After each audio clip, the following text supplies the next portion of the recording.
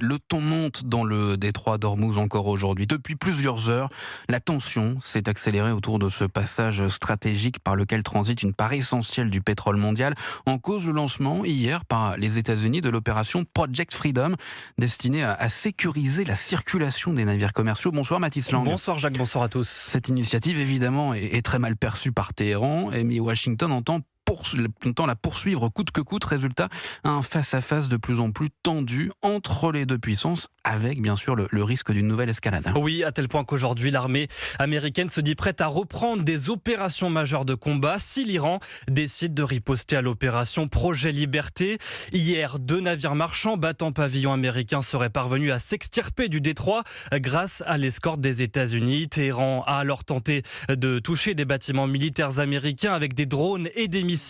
Une riposte mise en échec par l'armée américaine. Malgré ces intimidations, le ministre américain de la Défense, Pete Hegseth, l'a assuré cet après-midi. Les États-Unis ne comptent pas faire machine arrière.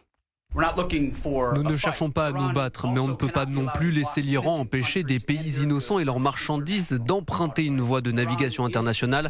L'Iran est clairement l'agresseur. Il harcèle des navires civils, menace des marins de toutes les nations sans distinction et utilise à des fins lucratives un point d'étranglement stratégique.